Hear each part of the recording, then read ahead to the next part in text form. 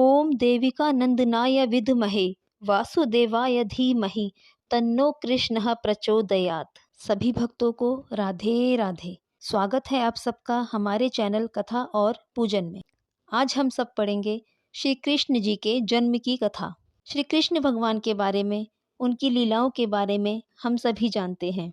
तो आइए इसी के साथ शुरू करते हैं श्री कृष्ण जन्म कथा। श्री कृष्ण भगवान 8वें मनु वैवस्वत के मनवंतर के 28वें द्वापर में श्री कृष्ण विष्णु के 8वें अवतार थे। जब उनका जन्म हुआ तब भाद्रपद के कृष्ण पक्ष की रात्रि के 7 मुहूर्त निकल गए और 8वां उपस्थित हुआ। तभी आधी रात के समय सबसे शुभ लग्न में उन्होंने जन्म लिया। उस लग्न पर केवल शुभ ग्रहों की दृष्टि थी। रोहिणी नक्षत्र तथा अष्टमी तिथि के संयोग से जयंती नामक योग में उनका जन्म हुआ था। ज्योतिषियों के अनुसार रात 12 बजे उस वक्त शून्य काल था। कंस अपनी चचेरी बहन देवकी से बहुत स्नेह रखता था। बहुत धूमधाम से उसका विवाह किया, परंतु विदाई के समय एक आकाशवाणी हुई, हे कंस, जिसे तू इतना चाहता है, तेरी उसी लाडली बहन देवकी का 8वां बालक तुझे मार डालेगा। इस भयंकर आकाशवाणी को सुनकर कंस भयभीत हो गया और उसने अपनी बहन को मारने के लिए तलवार निकाल ली। वासुदेव ने उसे जैसे तैसे समझाकर शांत किया और वादा किया कि वे अपने सभी पुत्र कंस को सौंप देंगे। पहला पुत्र होने पर जब वसुदेव कंस के पास पहुंचे तो कंस ने कहा, मुझे तो 8वां बेटा चाहिए, इस नवजात शिशु से मुझे कोई बैर नहीं है। ऐसा सुनकर नारद जी ने बताया कि तुम्हें मारने के लिए देवकी के उदर से स्वयं भगवान विष्णु जन्म लेंगे। तो कंस और भयभीत हो गया और उसने वसुदेव और देवकी को कैद कर लिया। बाद में कंस ने एक एक करके देवकी के 6 बेटों को जन्म लेते ही मार डाला। 7वें गर्भ में श्री शेष अनंत ने प्रवेश किया था। भगवान विष्णु ने श्री शेष को, जिन्हें हम बलदाऊ के नाम से जानते हैं, बचाने के लिए योग माया से देवकी का गर्भ ब्रजवासिनी वसुदेव की पत्नी रोहिणी के उदर में रखवा दिया। तदंतर 8वें पुत्र की बारी में श्री हरि ने स्वयं देवकी के उदर से पूर्ण अवतार लिया। स्वयं भगवान विष्णु ने कारागार में प्रकट होकर देवकी और वसुदेव को दर्शन देकर उन्हें उनके पूर्व जन्म की तपस्या के बारे में बताया था और उसी के पुण्य फल हेतु पूर्व जन्म में ही उनके यहाँ 3 बार अवतार लेने का वचन भी दिया था। वचन अनुसार विष्णु जी देवकी माता से कहते हैं कि पहले जन्म में वृष्णि गर्भ के नाम से आपका पुत्र हुआ। दूसरे जन्म में जब आप देव माता अदिति थी तब मैं आपका पुत्र उपेंद्र था। मैं ही वामन बना और राजा बलि का उद्धार किया। अब इस तीसरे जन्म में मैं आपके पुत्र रूप में प्रकट होकर अपना वचन पूरा कर रहा हूँ। श्री कृष्ण भगवान के जन्म के समय भयंकर बारिश हो रही थी और यमुना नदी में तूफान था। कहते हैं कि ऐसी बारिश इससे पहले कभी नहीं हुई थी। भयानक रात्रि के पहर में बाढ़ जैसे हालात थे। श्री कृष्ण जन्म के समय श्री हरि विष्णु की आज्ञा से माता योग माया प्रकट होकर देवकी और वसुदेव को द्वारा श्री विष्णु के दर्शन और पूर्व जन्म की यादों को मिटा देती है। योग माया के प्रभाव से ही उस वक्त शेषनाग बलराम के रूप में रोहिणी के गर्भ में चले जाते हैं। बलराम के जन्म के बाद श्री कृष्ण का जन्म होता है। यह पता चलते ही कंस बालक का वध करने के लिए निकल जाता है। यह देख योग माया अपनी माया से वसुदेव को जगाती है। वसुदेव जागते हैं तो वह कहती है कि कंस के आने के पहले तुम इस बालक को लेकर गोकुल चले जाओ। वसुदेव बालक को प्रणाम करते हैं और फिर योग माया से कहते हैं, देवी माता, मैं कैसे जाऊंगा, मेरे हाथ में तो बेड़ियां पड़ी हैं और चारों ओर कंस के पहरेदार भी खड़े हैं।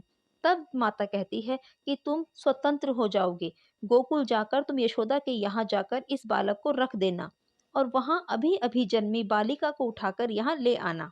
योग माया के प्रभाव से पहरेदारों को नींद आ जाती है। वसुदेव जी की बेड़ियां खुल जाती हैं और फिर वह बालक को उठाकर कारागार से बाहर निकल जाते हैं। बाहर आंधी और बारिश हो रही होती है। चलते चलते वे यमुना नदी के पास पहुंच जाते हैं। तट पर उन्हें एक काठ का बना हुआ टोकरा नजर आता है, जिसमें बालक स्वरूप श्री कृष्ण को रखकर पैदल ही नदी पार करने लगते हैं। तेज बारिश और नदी की धार के बीच वे गले गले तक नदी में डूब जाते हैं। तभी शेषनाग बाल कृष्ण के सहयोग के लिए प्रकट हो जाते हैं। माता यमुना भी प्रकट होकर बाल कृष्ण के चरण छूकर नीचे उतर जाती है और उनके लिए यमुना पार करने का मार्ग बना देती है। वसुदेव जी रात्रि के अंधकार में बाल कृष्ण को लेकर यशोदा मैया के कक्ष में पहुंच जाते हैं और वहां के द्वार अपने आप ही खुल जाते हैं। गहरी नींद में सोई यशोदा मैया के पास वह बाल कृष्ण को सुलाकर वहां सोई हुई बालिका को ले जाते हैं। पुनः कारागार में जाकर वे बालिका को गहरी नींद में सोई देवकी के पास सुला देते हैं। तब योग माया प्रकट होकर उनकी बेड़ियां फिर से जस की तस कर देती है और कहती है कि हमारी माया से तुम्हें ये सब याद नहीं रहेगा। फिर वसुदेव जी भी सो जाते हैं। उधर योग माया के प्रभाव से ही यशोदा और उनके पति नंद राय यह समझते हैं कि यशोदा के यहाँ पुत्र का जन्म हुआ है। बाद में कंस को पता चलता है कि देवकी ने फिर एक बच्चे को जन्म दिया है, तो वह कारागार में उसका वध करने हेतु पहुंच जाता है। कारागार में पहुंचकर वह देवकी से पूछता है, क्या ये लड़की है? देवकी कहती है, हाँ भैया। तब वह कहता है, झूठ, इस बार लड़की कैसे हुई? आकाशवाणी झूठी नहीं हो सकती। उसने 8वें पुत्र की बात कही थी, तो फिर कन्या कैसे आ गई? अवश्य पुत्र ही हुआ होगा, कहाँ छिपाया है तुमने? तब वसुदेव कहते हैं कि जब मेरी आंख खुली तब मैंने इसी बालिका को यहाँ देखा। यह सुनकर कंस कहता है, हाँ, तो ये भी विष्णु की एक चाल है जिससे मेरी मति भ्रमित हो जाए। चाहे वह कुछ भी कर ले, लेकिन मुझे मेरे लक्ष्य से हटा नहीं सकता। चाहे किसी भी रूप में आ जाए, वह मेरे हाथों नहीं बच सकता। यह कहकर कंस बालिका को देवकी के हाथों से छुड़ाता है। वह कन्या को एकांत में ले जाकर एक भूमि पर पटक कर मारने ही लगता है कि कन्या उसके हाथ से छूटकर आकाश में उड़ जाती है और आकाश में से योग माया प्रकट होकर अट्टहास करती है। यह देखकर कंस भयभीत हो जाता है। फिर योग माया कहती है, अरे मूर्ख, मुझे मारने से तुझे कुछ प्राप्त नहीं होगा। तुझे मारने वाला तो कोई और है और वह इस धरती पर जन्म ले चुका है। वही तेरा संहार करेगा। हे मंद बुद्धि, दुष्ट, दुराचारी, तू व्यर्थ बिचारी देवकी को कष्ट ना दे और निर्दोष, दीन एवं असहायों की हत्या करना छोड़ दे। यह कहकर योग माया अदृश्य हो जाती है।